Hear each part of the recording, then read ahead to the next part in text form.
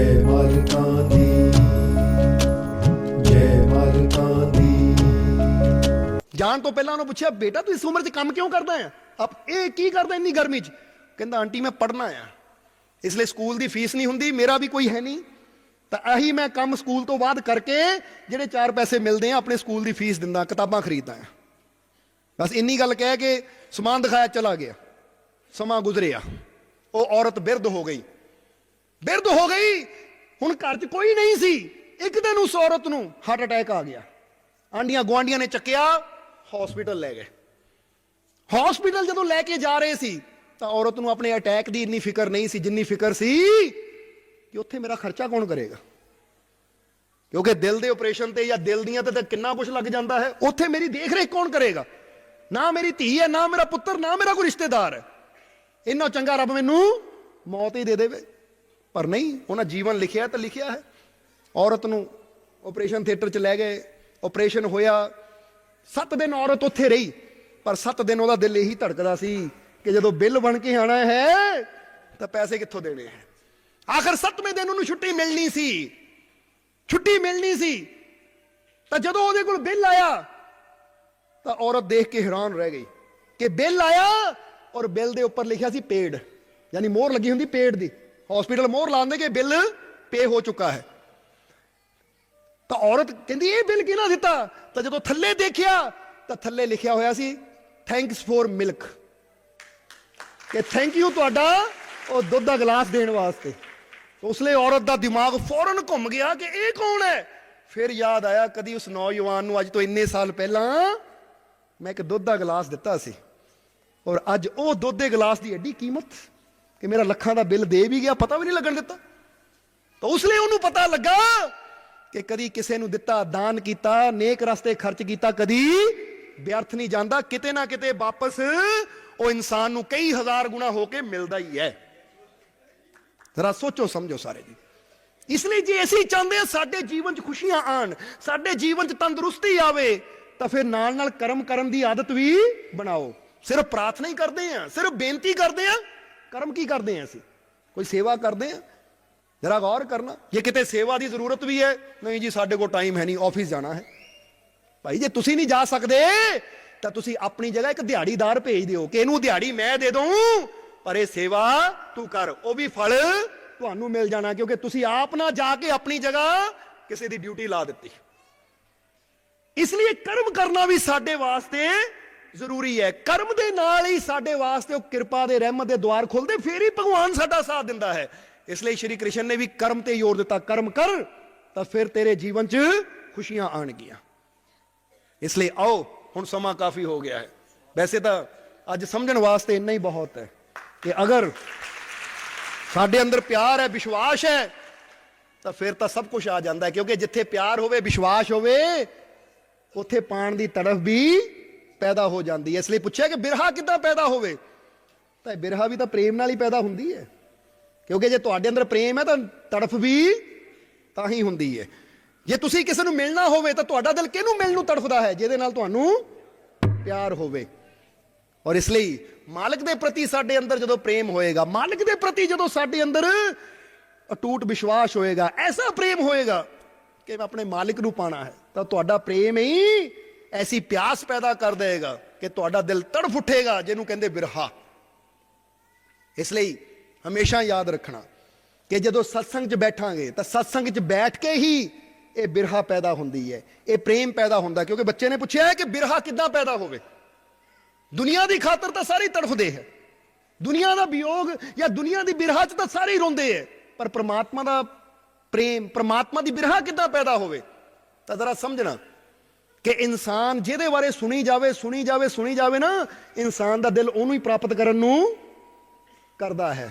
ਇਹ ਕਦੀ ਗੌਰ ਕਰਨਾ ਤੁਸੀਂ ਕਿਸੇ ਚੀਜ਼ ਬਾਰੇ ਸੁਣੀ ਜਾਓ, ਉਹ ਚੀਜ਼ ਬੜੀ ਅੱਛੀ ਹੈ, ਉਹ ਚੀਜ਼ ਬੜੀ ਚੰਗੀ ਹੈ, ਤੁਹਾਡੇ ਮਨ 'ਚ ਨਾ ਇੱਕ ਦਿਨ ਮੈਂ ਵੀ ਉਹ ਚੀਜ਼ ਨੂੰ ਹਾਸਲ ਕਰਨਾ ਹੈ। ਫਿਰ ਤੁਹਾਡੇ ਅੰਦਰ ਇੱਕ ਤੜਫ ਪੈਦਾ ਹੋ ਜਾਂਦੀ ਹੈ ਉਹਨੂੰ ਪਾਣ ਦੀ।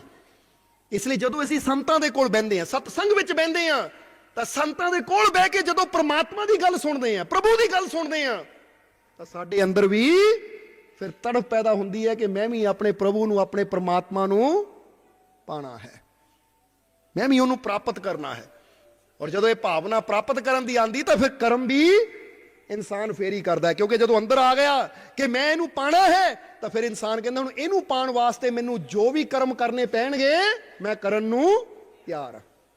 ਜਿੱਦਾਂ ਬੰਦਾ ਸੋਚ ਲਵੇ ਦਿੱਲੀ ਪਹੁੰਚਣਾ ਹੈ, ਹੁਣ ਦਿੱਲੀ ਪਹੁੰਚਣ ਵਾਸਤੇ ਜਿਹੜੀ ਬੱਸ ਜਿਹੜੀ ਟ੍ਰੇਨ ਫੜਨ ਦੀ ਲੋੜ ਹੈ ਉਹ ਮੈਂ ਫੜਨੀ ਹੈ ਤਾਂ ਕਿ ਮੈਂ ਦਿੱਲੀ ਪਹੁੰਚ ਸਕਾਂ। ਮੈਂ ਆਪਣੀ ਮੰਜ਼ਿਲ ਨੂੰ ਪਾਣਾ ਹੈ, ਆਪਣੇ ਪਰਮਾਨੰਦ ਪ੍ਰਭੂ ਆਪਣੇ ਮਾਲਿਕ ਨੂੰ ਪਾਣਾ ਹੈ। ਹੁਣ ਉਹਨੂੰ ਪਾਣ ਵਾਸਤੇ ਮੈਨੂੰ ਜੈਸਾ ਕਰਮ ਕਰਨ ਦੀ ਲੋੜ ਹੈ, ਜੈਸਾ ਬਣਨ ਦੀ ਲੋੜ ਹੈ, ਹੁਣ ਮੈਂ ਵੈਸਾ ਬਣ ਕੇ ਦਿਖਾਣਾ ਹੈ, ਵੈਸਾ ਕਰਮ ਕਰਕੇ ਦਿਖਾਣਾ ਹੈ ਤਾਂ ਕਿ ਮੈਂ ਆਪਣੇ ਮਾਲਿਕ ਤੱਕ ਪਹੁੰਚ ਸਕਾਂ। ਇਸ ਲਈ ਆਪਣੇ ਅੰਦਰ ਵਿਸ਼ਵਾਸ ਰੱਖਣਾ ਹੈ, ਆਪਣੇ ਅੰਦਰ ਪ੍ਰੇਮ ਪੈਦਾ ਕਰਨਾ ਹੈ, ਔਰ ਇਹ ਹੁੰਦਾ ਹੈ ਸੰਤਾਂ ਦੀ ਸੰਗਤ 'ਚ ਬਹਿ ਕੇ, ਸਤਸੰਗ ਦੇ ਵਿੱਚ ਬਹਿ ਕੇ।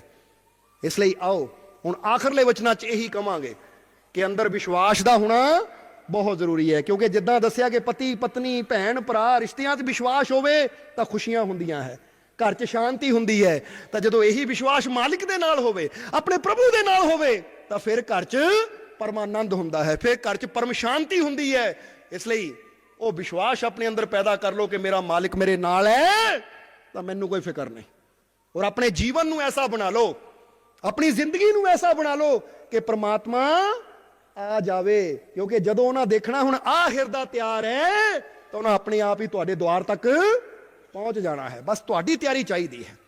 ਆਪਣੇ ਅੰਦਰੋਂ ਮੈਂ ਮੇਰੀ ਨੂੰ, ਨਫ਼ਰਤ ਵੈਰ ਵਿਰੋਧਤਾ ਨੂੰ, ਬੁਰਾਈ ਨੂੰ ਹਟਾ ਕੇ ਅੱਛਾਈ ਪ੍ਰੇਮ ਵਿਸ਼ਵਾਸ ਇਹਦਾ ਗਲੀਚਾ ਵਿਛਾ ਦਿਓ, ਇਹ ਪ੍ਰੇਮ ਦੀ ਵਿਸ਼ਵਾਸ ਦੀ ਚਾਦਰ ਵਿਛਾ ਦਿਓ। ਦੇਖੋ ਫਿਰ ਪ੍ਰਭੂ ਆਪਣੇ ਆਪ ਹੀ ਦੌੜੇਗਾ, ਆਪਣੇ ਆਪ ਹੀ ਆਏਗਾ।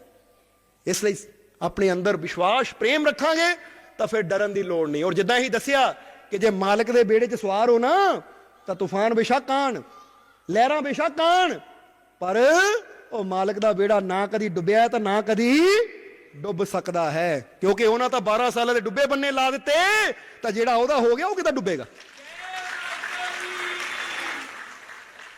ਤੁਸੀਂ ਕੀ ਸੋਚਦੇ ਹੋ? ਤੁਸੀਂ ਕਿਸੇ ਮਾੜੇ ਮੋਟੇ ਮਾਲਕ ਨਾਲ ਜੁੜੇ ਹੋ? ਇਹ ਉਹ ਹੈ ਡੁੱਬੀਆਂ ਨੂੰ ਤਾਰਨ ਵਾਲਾ, ਇਹ ਉਹ ਹੈ ਪਿੰਗਲਿਆਂ ਨੂੰ ਪੌੜੀ ਚੜਾਉਣ ਵਾਲਾ। ਇਸ ਲਈ ਉਹ ਮਾਲਿਕ, ਤਾਂ ਤੁਸੀਂ ਵੀ ਆਪਣੇ ਅੰਦਰ ਬਸ ਇਹ ਯਕੀਨ ਰੱਖਣਾ ਹੈ ਕਿ ਮੈਂ ਜਿਸ ਮਾਲਿਕ ਨਾਲ ਜੁੜਿਆ ਹਾਂ ਉਹਨੂੰ ਪੀਰਾਂ ਨੇ ਪੀਰ ਜਨਾਬ ਦਸਤਗੀਰ ਰਹਿਮਤੁल्लाह अलैह ਕਹਿੰਦੇ ਹੈ। ਮੇਰੇ ਹਜ਼ੂਰ ਗੌਸ, ਮੈਂ ਕਿਉਂ ਡਰਾਂ, ਉਹ ਤਾਂ ਪੀਰਾਂ ਨੇ ਪੀਰ ਹੈ। ਔਰ ਉਹਨਾਂ ਦਾ ਦਿਨ ਸਾਲਾਨਾ 11ਵੀਂ ਵੀ ਆ ਰਹੀ ਹੈ। ਔਰ ਜਿੱਦਾਂ ਸੇਵਾਦਾਰਾਂ ਨੇ ਇਸ਼ਾਰਾ ਕੀਤਾ ਨਾ ਕਿ ਖੁਸ਼ੀ ਦੀ ਨਿਆਜ਼ ਅੱਜ ਤੋਂ ਹੀ ਜੋੜਨੀ ਸ਼ੁਰੂ ਕਰ ਦਿਓ, ਕਿਉਂਕਿ ਇਹ ਨਾ ਸੋਚੋ ਨਿਆਜ਼ ਜੋੜਨੀ ਹੈ। ਜਿਹੜਾ ਅੱਜ ਤੋਂ ਹੀ ਨਿਆਜ਼ ਜੋੜਨੀ ਸ਼ੁਰੂ ਕਰ ਦੇਗਾ ਉਹ ਨਿਆਜ਼ ਨਹੀਂ, ਉਹ ਰਹਿਮਤਾਂ ਜੋੜਨੀਆਂ ਸ਼ੁਰੂ ਕਰੇਗਾ, ਉਹ ਬਖਸ਼ਿਸ਼ਾਂ ਜੋੜਨੀਆਂ ਸ਼ੁਰੂ ਕਰੇਗਾ। ਕਿਉਂਕਿ ਜੇ ਸਮਝ ਲਿਆ ਤਾਂ ਇੱਕ ਨਿਆਜ਼ ਹੈ, ਤਾਂ ਜੇ ਵਿਸ਼ਵਾਸ ਹੈ ਤਾਂ ਉਹਦੇ ਨਾਲ ਹੀ ਅਨੰਤ ਰਹਿਮਤਾਂ ਜੁੜੀਆਂ ਹੈ ਜਿਨ੍ਹਾਂ ਦਾ ਕੋਈ ਅੰਤ ਨਹੀਂ ਹੈ। ਇਹ ਤਾਂ ਗੱਲ ਆਪਣੇ ਇੱਥੇ ਵਿਸ਼ਵਾਸ ਦੀ ਹੈ, ਯਕੀਨ ਦੀ ਹੈ। ਵਿਸ਼ਵਾਸ ਤੇ ਇੱਕ ਛੋਟੀ ਜਿਹੀ ਸਟੋਰੀ ਸੁਣਾ ਦਈਏ ਕਿ ਇੱਕ ਜੰਗਲ ਅੰਦਰ ਫਕੀਰ ਬੈਠੇ ਸੀ। ਜੰਗਲ ਅੰਦਰ ਫਕੀਰ ਬੈਠੇ, ਫਕੀਰ ਬੈਠੇ ਹੋਏ ਆ ਜੰਗਲ ਦੇ ਅੰਦਰ, ਪਰਮਾਤਮਾ ਦੀ ਬੰਦਗੀ ਕਰ ਰਹੇ ਹੈ। ਕੋਲ ਹੀ ਇੱਕ ਛੋਟਾ ਜਿਹਾ ਤਲਾਬ ਹੈ ਔਰ ਫਕੀਰ ਉਹਦੇ ਕਿਨਾਰੇ ਪੇੜ ਥੱਲੇ ਬੈਠੇ ਆ ਤਾਂ ਉੱਪਰ ਹੀ ਬਾਂਦਰ ਬੈਠੇ ਬੜਾ ਸ਼ੋਰ ਮਚਾ ਰਹੇ ਔਰ ਉੱਤਰ ਕੇ ਕਦੀ ਫਕੀਰਾਂ ਦੇ ਸਿਰ ਤੇ ਚੜ ਜਾਂਦੇ ਆ, ਕਦੀ ਉਹਨਾਂ ਦੀ ਦਾੜੀ ਖਿੱਚਦੇ ਆ, ਕਦੀ ਉਹਨਾਂ ਦੇ ਕੱਪੜੇ ਖਿੱਚਦੇ ਆ। ਤਾਂ ਫਕੀਰਾਂ ਨੇ ਅੱਖਾਂ ਖੋਲੀਆਂ, ਕਹਿਣ ਲੱਗੇ ਬਾਂਦਰੋ ਕਿਉਂ ਮੈਨੂੰ ਦੁਖੀ ਕਰ ਰਹੇ ਹੋ?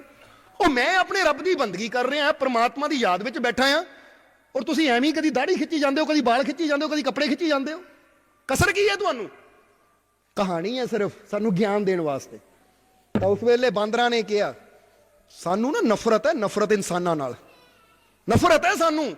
ਰੱਬ ਨੇ ਸਾਨੂੰ ਬਾਂਦਰ ਬਣਾਇਆ, ਤੁਹਾਨੂੰ ਬੰਦੇ ਬਣਾ ਕੇ ਬਿਠਾ ਦਿੱਤਾ। ਦੇਖੋ ਕਿੰਨੀ ਆਰਾਮ ਨਾਲ ਰਹਿੰਦੇ ਹੋ, ਕਿੰਨੀ ਐਸ਼ੋ ਆਰਾਮ 'ਚ ਜ਼ਿੰਦਗੀ ਜੀਂਦੇ ਹੋ, ਪੱਕੇ ਮਕਾਨਾਂ 'ਚ ਰਹਿੰਦੇ ਹੋ। ਅਸੀਂ ਸਰਦੀ ਹੋਵੇ ਗਰਮੀ ਹੋਵੇ ਪੇੜਾਂ ਤੇ ਟਪੂਸੀਆਂ ਮਾਰਦੇ ਹਾਂ। ਕੀ ਹੈ ਸਾਡੀ ਜ਼ਿੰਦਗੀ? ਆਹ ਕੋਈ ਜ਼ਿੰਦਗੀ ਦਿੱਤੀ ਰੱਬ ਨੇ ਸਾਨੂੰ? ਇਸ ਲਈ ਤਾਂ ਸਾਨੂੰ ਖਿਝ ਆਉਂਦੀ ਹੈ ਇਨਸਾਨਾਂ ਨੂੰ ਦੇਖ ਕੇ, ਤਾਂ ਤੁਹਾਨੂੰ ਤੰਗ ਕਰ ਰਹੇ ਹਾਂ। ਤਾਂ ਉਸ ਵੇਲੇ ਉਹ ਫਕੀਰ ਕਹਿੰਦੇ ਆਪਣੀ ਆਪਣੀ ਕਿਸਮਤ ਹੈ ਵੀ, ਰੱਬ ਤਾਂ ਸਭ ਨੂੰ ਮੌਕਾ ਦਿੰਦਾ ਹੈ, ਰੱਬ ਤਾਂ ਸਭ ਨੂੰ ਮੌਕਾ ਦਿੰਦਾ। ਕੋਈ ਮੌਕੇ ਨੂੰ ਸੰਭਾਲ ਲੈਂਦਾ ਹੈ, ਕੋਈ ਮੌਕੇ ਨੂੰ ਨਹੀਂ ਸੰਭਾਲਦਾ। ਜਿਹੜਾ ਸੰਭਾਲ ਗਿਆ ਉਹ ਤਰ ਜਾਂਦਾ, ਜਿਹੜਾ ਨਾ ਸੰਭਾਲੇ ਉਹ ਰਹਿ ਜਾਂਦਾ ਹੈ। ਤਾਂ ਬਾਂਦਰ ਕਹਿੰਦੇ ਲੈ ਸਾਨੂੰ ਤਾਂ ਮੌਕਾ ਦਿੱਤਾ ਨਹੀਂ ਰੱਬ ਨੇ, ਤੂੰ ਕਹਿੰਦਾ ਸਭ ਨੂੰ ਮੌਕਾ ਦਿੰਦਾ, ਸਭ ਨੂੰ ਮੌਕਾ ਦਿੰਦਾ, ਸਾਨੂੰ ਤਾਂ ਮੌਕਾ ਦਿੱਤਾ ਨਹੀਂ ਰੱਬ ਨੇ। ਫਕੀਰ ਕਹਿੰਦੇ ਨਹੀਂ ਮਿਲਿਆ ਮੌਕਾ ਤਾਂ ਚਲੋ ਮੈਂ ਹੁਣੇ ਰੱਬ ਅੱਗੇ ਪ੍ਰਾਰਥਨਾ ਕਰਦਾ, ਹੁਣੇ ਮੌਕਾ ਮਿਲਦਾ ਹੈ। ਕਹਿ ਕੇ ਫਕੀਰ ਨੇ ਦੋਨੇ ਹੱਥ ਉਠਾਏ ਆਸਮਾਨ ਦੀ ਤਰਫ ਔਰ ਕਿਹਾ ਐ ਮੇਰੇ ਮਾਲਿਕ, ਐ ਪ੍ਰਮਾਤਮਾ, ਅੱਜ ਬਾਂਦਰ ਤਾਨਾ ਮਾਰ ਰਹੇ ਕਿ ਤੂੰ ਸਾਨੂੰ ਮੌਕਾ ਨਹੀਂ ਦਿੱਤਾ, ਤੂੰ ਸਾਨੂੰ ਮੌਕਾ ਨਹੀਂ ਦਿੱਤਾ, ਇਹਨੂੰ ਮੌਕਾ ਦੇ ਕੇ ਇਨਸਾਨ ਬਣਾ ਦਿੱਤਾ। ਸਾਨੂੰ ਮੌਕਾ ਨਹੀਂ ਦਿੱਤਾ। ਐ ਮੇਰੇ ਰੱਬ, ਤੇਰੇ ਦਰ ਤੋਂ ਕਦੀ ਕੋਈ ਖਾਲੀ ਨਹੀਂ ਗਿਆ। ਇਹ ਜਿਹੜਾ ਤਾਨਾ ਮਾਰ ਰਿਹਾ ਕਿ ਸਾਨੂੰ ਰੱਬ ਨੇ ਮੌਕਾ ਨਹੀਂ ਦਿੱਤਾ, ਐ ਮੇਰੇ ਮਾਲਿਕ ਅੱਜ ਇਹਨਾਂ ਨੂੰ ਇੱਕ ਮੌਕਾ ਦੇ ਦੇ, ਤਾਂ ਕਿ ਇਹਨਾਂ ਦੇ ਜੀਵਨ ਚੋਂ, ਮਨ ਚੋਂ ਇਹ ਗੱਲ ਸਦਾ ਵਾਸਤੇ ਨਿਕਲ ਜਾਵੇ ਕਿ ਰੱਬ ਨੇ ਸਾਨੂੰ ਮੌਕਾ ਨਹੀਂ ਦਿੱਤਾ। ਅੱਜ ਇਹਨਾਂ ਨੂੰ ਮੌਕਾ ਦੇ ਦੇ। ਜਦੋਂ ਫਕੀਰ ਨੇ ਦੁਆ ਕੀਤੀ ਤਾਂ ਆਕਾਸ਼ਵਾਣੀ ਹੋਈ ਔਰ ਸਾਰੇ ਬਾਂਦਰਾਂ ਨੇ ਸੁਣੀ, ਫਕੀਰਾਂ ਨੇ ਸੁਣੀ। ਕਈ ਬਾਂਦਰ ਪੇੜਾਂ ਤੇ ਤਲਾਅ ਦੇ ਕਿਨਾਰੇ ਖੜੇ ਸੁਣ ਰਹੇ ਹੈ। ਖੁਦਾ ਨੇ, ਪ੍ਰਮਾਤਮਾ ਨੇ, ਪ੍ਰਭੂ ਨੇ ਆਕਾਸ਼ਵਾਣੀ ਕੀਤੀ ਕਿ ਠੀਕ ਹੈ, ਫਿਰ ਇੱਕ ਪਲ ਦਾ ਮੈਂ ਮੌਕਾ ਦਿੰਦਾ ਇਹਨਾਂ ਨੂੰ। ਆਸਮਾਨ ਤੋਂ ਬਿਜਲੀ ਚਮਕੇਗੀ, ਇਸ ਤਲਾਅ ਵਿੱਚ ਗਿਰੇਗੀ। ਜਿੱਦਾਂ ਹੀ ਬਿਜਲੀ ਤਲਾਅ 'ਚ ਗਿਰੇ, ਜਿਹੜਾ ਇਸ ਤਲਾਅ 'ਚ ਛਾਲ ਮਾਰ ਦੇਗਾ ਉਹ ਸੁੰਦਰ ਇਨਸਾਨ ਬਣ ਜਾਏਗਾ। ਉਹ ਸੁੰਦਰ ਇਨਸਾਨ ਬਣ ਜਾਏਗਾ। ਬਾਂਦਰ ਤੋਂ ਇਨਸਾਨ ਬਣ ਜਾਏਗਾ ਸੁੰਦਰ। ਇਹ ਮੈਂ ਮੌਕਾ ਦਿੰਦਾ ਹਾਂ। ਕਹਿੰਦੇ ਕਹਿ ਕੇ ਆਵਾਜ਼ ਬੰਦ ਹੋ ਗਈ। ਹੁਣ ਫਕੀਰ ਵੀ ਆਸਮਾਨ ਵੱਲ ਦੇਖ ਰਹੇ ਹੈ, ਬਾਂਦਰ ਵੀ ਆਸਮਾਨ ਵੱਲ ਦੇਖ ਰਹੇ ਹੈ। ਅਚਾਨਕ ਬਿਜਲੀ ਚਮਕੀ, ਆਸਮਾਨ ਤੋਂ ਬਿਜਲੀ ਚਮਕੀ, ਪਾਣੀ ਨਾਲ ਟਕਰਾਈ। ਜਿੱਦਾਂ ਹੀ ਪਾਣੀ ਨਾਲ ਟਕਰਾਈ, ਸਾਰੇ ਬਾਂਦਰ ਦੇਖ ਰਹੇ, ਸਾਰੇ ਦੇਖ ਰਹੇ ਹੈ। ਅਚਾਨਕ ਇੱਕ ਬਾਂਦਰੀ, ਜਿੱਦਾਂ ਹੀ ਬਿਜਲੀ ਟਕਰਾਈ, ਉਹਨਾਂ ਛਾਲ ਮਾਰਤੀ ਔਰ ਸਾਰੇ ਦੇਖ ਰਹੇ ਨੇ ਕੀ ਬਣਨਾ ਹੈ, ਕੀ ਹੋਣਾ ਹੈ। ਜਦ ਨੂੰ ਇੱਕ ਪਲ ਗੁਜ਼ਰ ਗਿਆ। ਹੁਣ ਉਹ ਬਾਂਦਰੀ ਜਦੋਂ ਪਾਣੀ ਚੋਂ ਬਾਹਰ ਆਈ ਤਾਂ ਸੁੰਦਰ ਰਾਜਕੁਮਾਰੀ ਦੀ ਤਰ੍ਹਾਂ ਕੱਪੜੇ ਪਾਏ ਹੋਏ ਹੈ, ਗਹਿਣੇ ਹਾਰ ਸ਼ਿੰਗਾਰ ਪਾਇਆ ਹੋਇਆ ਹੈ। ਬਾਹਰ ਨਿਕਲੀ ਤਾਂ ਦੇਖ ਕੇ ਹੈਰਾਨ, ਉਹ ਇਹ ਬਾਂਦਰੀ ਹੈ ਤਾਂ ਰਾਜਕੁਮਾਰੀ ਪਰੀ ਲੱਗਦੀ ਹੈ, ਇੰਨੀ ਸੁੰਦਰ। ਤਾਂ ਉਸਲੇ ਫਕੀਰਾਂ ਨੇ ਕਿਹਾ, ਕਿਉਂ ਬਈ, ਤੁਹਾਨੂੰ ਮੌਕਾ ਮਿਲਿਆ ਸੀ, ਮੌਕੇ ਦਾ ਫਾਇਦਾ ਉਠਾਇਆ? ਉਹ ਬਾਂਦਰ ਕਹਿੰਦੇ, ਮਹਾਰਾਜ ਅਸੀਂ ਤਾਂ ਇਹੀ ਸੋਚਣ 'ਚ ਲੱਗੇ ਰਹੇ, ਗੱਲ ਸੱਚੀ ਵੀ ਹੈ ਜਾਂ ਝੂਠੀ। ਇੰਨਾ ਸੋਚਣ 'ਚ ਹੀ ਪਲ ਨਿਕਲ ਗਏ। ਜਿੱਦਾਂ ਹੁਣ ਅਸੀਂ ਕਹਿ ਰਹੇ ਹਾਂ ਨਾ, ਸਾਲਾਨਾ 11ਵੀਂ ਆ ਰਹੀ, ਇੱਕ ਮੌਕਾ ਹੈ, ਖੁਸ਼ੀ ਦੀ ਨਿਆਜ਼ ਦਿਓ। ਤਾਂ ਕਈਆਂ ਦਾ ਦਿਮਾਗ ਬਾਂਦਰ ਵਾਲਾ ਹੋਣਾ, ਸੋਚਣ 'ਚ ਲੱਗੇ ਰਹਿਣਾ, ਹੋਏਗੀ ਵੀ ਜਾਂ ਨਹੀਂ, ਇਹ ਗੱਲ ਬਣੇਗੀ ਵੀ ਜਾਂ ਨਹੀਂ, ਜਾਂ ਉਦਾਂ ਹੀ ਮਾਲਕ ਕਹੀ ਜਾਂਦੇ, ਰਹਿਮਤ ਹੋਏਗੀ ਵੀ ਜਾਂ ਨਹੀਂ। ਔਰ ਇੰਨੀ ਗੱਲ 'ਚ ਹੀ ਉਹ ਦਿਨ ਆਂਦਾ ਹੈ ਔਰ ਗੁਜ਼ਰ ਜਾਂਦਾ, ਔਰ ਇਨਸਾਨ ਜਿਹੜੀ ਰਹਿਮਤ ਨੂੰ ਪ੍ਰਾਪਤ ਕਰ ਸਕਦਾ ਹੈ ਉਹ ਰਹਿਮਤ ਤੋਂ ਵਾਂਝਾ ਰਹਿ ਜਾਂਦਾ। ਇਸ ਲਈ ਇਹਨੂੰ ਗੱਲ ਨਾ ਸਮਝੋ, ਇੱਕ ਰਹਿਮਤ ਹੁੰਦੀ ਹੈ ਉਹ ਖਾਸ ਦਿਨ 'ਚ। ਤਾਂ ਹੀ ਕਿ ਅੱਜ ਤੋਂ ਨਿਆਜ਼ ਜੋੜਨੀ ਸ਼ੁਰੂ ਕਰੋ। ਹੁਣ ਉਸ ਵੇਲੇ ਬਾਂਦਰ ਕਹਿੰਦੇ ਅਸੀਂ ਤਾਂ ਸੋਚਣ 'ਚ ਹੀ ਲੱਗੇ ਰਹੇ ਕਿ ਇਹ ਸੱਚ ਵੀ ਹੈ ਜਾਂ ਉਦਾਂ ਹੀ ਹੈ ਗੱਲ। ਉਹ ਕਹਿੰਦੇ ਤੁਹਾਡੇ ਸਾਹਮਣੇ ਬਾਂਦਰੀ ਨੇ ਛਾਲ ਮਾਰੀ, ਕਹਿੰਦੇ ਬਸ ਅਸੀਂ ਦੇਖਣ 'ਚ ਲੱਗੇ ਰਹੇ, ਇਹਨੂੰ ਪਹਿਲਾਂ ਦੇਖੀਏ, ਪਹਿਲਾਂ ਇਹਨੂੰ ਦੇਖ ਲਈਏ ਇਹ ਬਣਦੀ ਹੈ ਕਿ ਨਹੀਂ ਕੁਛ, ਉਸ ਤੋਂ ਬਾਅਦ ਅਸੀਂ ਛਾਲ ਮਾਰਾਂਗੇ। ਪਰ ਉਸ ਤੋਂ ਬਾਅਦ ਤਾਂ ਜਦੋਂ ਇਹਨੂੰ ਦੇਖਿਆ ਟਾਈਮ ਹੀ ਨਿਕਲ ਚੁੱਕਾ ਸੀ। ਕਈ ਕਹਿੰਦੇ ਹੈ ਅੱਛਾ ਸਾਲਾਨਾ 11ਵੀਂ ਦਾ ਦਿਨ, ਪਹਿਲਾਂ ਇਹਨੂੰ ਦੇਖ ਲਈਏ ਨਾ, ਖੁਸ਼ੀ ਦੀ ਨਿਆਜ਼ ਦਿੱਤੀ ਹੈ, ਪਹਿਲਾਂ ਇਹਨੂੰ ਦੇਖ ਲਈਏ, ਇਹਨੂੰ ਕਿੰਨੀਆਂ ਖੁਸ਼ੀਆਂ ਮਿਲਦੀਆਂ। ਉਹਨੂੰ ਤਾਂ ਖੁਸ਼ੀਆਂ ਮਿਲ ਜਾਂਦੀਆਂ, ਪਰ ਬਾਅਦ ਚੋਂ ਬੰਦਾ ਆਪ ਉਹਨਾਂ ਬਾਂਦਰਾਂ ਦੀ ਤਰ੍ਹਾਂ ਪਛਤਾਉਂਦਾ ਰਹਿ ਜਾਂਦਾ ਕਿ ਕਾਸ਼ ਮੈਂ ਵੀ ਉਹ ਵਕਤ ਦਾ ਲਾਭ ਉਠਾਇਆ ਹੁੰਦਾ ਤਾਂ ਮੇਰੀ ਝੋਲੀ ਵੀ ਇਹ ਰਹਿਮਤਾਂ ਪੈ ਜਾਣੀਆਂ ਸੀ। ਤਾਂ ਉਸ ਵੇਲੇ ਬਾਂਦਰੀ ਨੇ, ਜਿਹੜੀ ਕਿ ਹੁਣ ਰਾਜਕੁਮਾਰੀ ਬਣ ਚੁੱਕੀ ਹੈ, ਉਹਨੂੰ ਫਕੀਰਾਂ ਨੇ ਪੁੱਛਿਆ। ਬਾਕੀ ਬਾਂਦਰ ਤਾਂ ਸੋਚਦੇ ਰਹਿ ਗਏ, ਦੇਖਦੇ ਰਹਿ ਗਏ, ਮੌਕਾ ਆਇਆ ਗਵਾ ਲਿਆ। ਪਰ ਤੂੰ ਕਿਉਂ ਛਾਲ ਮਾਰੀ? ਤਾਂ ਬਾਂਦਰੀ ਕਹਿੰਦੀ ਕਿ ਮੇਰੇ ਅੰਦਰ ਇੱਕ ਵਿਸ਼ਵਾਸ ਸੀ, ਯਕੀਨ ਸੀ। ਛਾਲ ਮਾਰਨ ਤੋਂ ਪਹਿਲਾਂ ਜਦੋਂ ਆਵਾਜ਼ ਸੁਣੀ, ਕਿਉਂਕਿ ਰੱਬ ਦੀ ਆਵਾਜ਼ ਫਕੀਰ ਦੀ ਆਵਾਜ਼ 'ਚ ਕੋਈ ਫਰਕ ਨਹੀਂ ਹੁੰਦਾ। ਉਦਾਂ ਰੱਬ ਜਿੰਨੀਆਂ ਮਰਜ਼ੀ ਆਵਾਜ਼ਾਂ ਮਾਰੀ ਜਾਵੇ, ਤੁਹਾਨੂੰ ਕੀ ਪਤਾ ਲੱਗੇਗਾ। ਇਸ ਲਈ ਫਕੀਰਾਂ, ਸੰਤਾਂ, ਗੁਰੂਆਂ ਦੇ ਜ਼ਰੀਏ ਹੀ ਉਹਦੀ ਆਵਾਜ਼ ਸਾਡੇ ਤੱਕ ਪਹੁੰਚਦੀ ਹੈ। ਕਹਿੰਦੇ ਮੈਂ ਸੋਚਿਆ ਫਕੀਰ ਦੀ ਆਵਾਜ਼ ਰੱਬ ਦੀ ਆਵਾਜ਼ ਹੈ, ਜੇ ਹੁਣ ਮੌਕਾ ਮਿਲਿਆ ਹੈ ਤਾਂ ਇਹ ਮੌਕੇ ਨੂੰ ਸੰਭਾਲ ਲੈ, ਛਾਲ ਮਾਰ ਦੇ, ਕਿਉਂਕਿ ਛਾਲ ਮਾਰ ਦੇ, ਗੱਲ ਮੰਨ ਲੈ।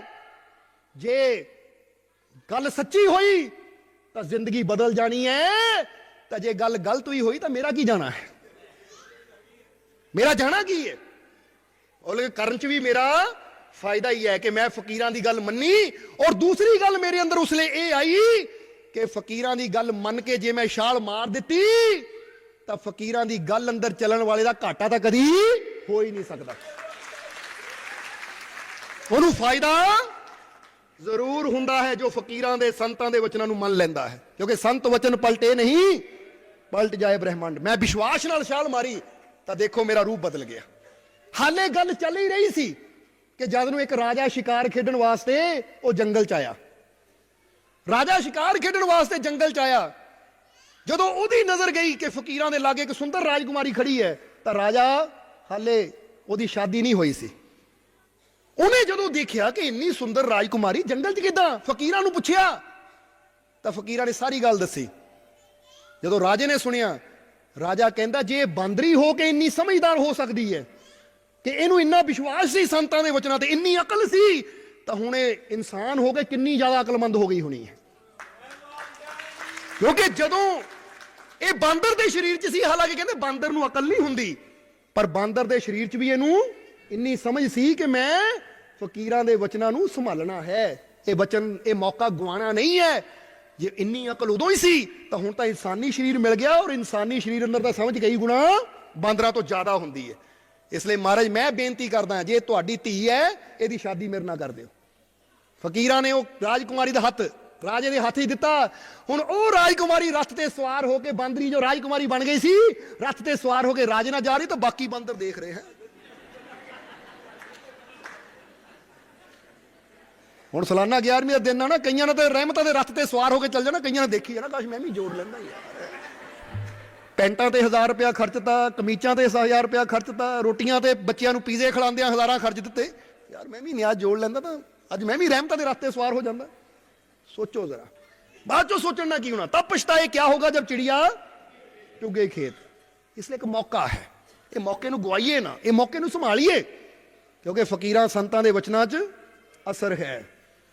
हुण बांदर देख रहे है ये की हो गया, तो फकीर कहंदे किदां, बड़ा तंग कर रहे सी, रब ने मौका नहीं दिता, मौका नहीं दिता। वो रब तो मौके दिंदा है, पर जिहड़ी बांदर बुद्धि है वो मौकिਆਂ ਨੂੰ गवा लैंदी है, संभालदी नहीं है। इसलिए मौका संभालो, समय ਨੂੰ ਸੰਭਾਲੋ, ਆਪਣੇ ਮਾਲਿਕ ਤੇ ਯਕੀਨ ਰੱਖੋ, ਵਿਸ਼ਵਾਸ ਰੱਖੋ, ਤਾਂ ਫਿਰ ਅਸੀਂ ਵੀ ਕੱਖਾਂ ਤੋਂ ਲੱਖਾਂ ਤੱਕ ਪਹੁੰਚ ਜਾਵਾਂਗੇ। ਕਿਉਂਕਿ ਫਰੀਦਾ ਤੂੰ ਕਰ ਬੰਦਗੀ, ਜੇ ਕੱਖ ਤੋਂ ਲੱਖ ਹੈ ਹੋਣਾ, ਸਾਹਿਬ ਨਾਲ ਜੋ ਪ੍ਰੀਤਾਂ ਪਾਉਂਦੇ ਮੁੱਕ ਜਾਂਦਾ ਹੈ ਰੋਣਾ।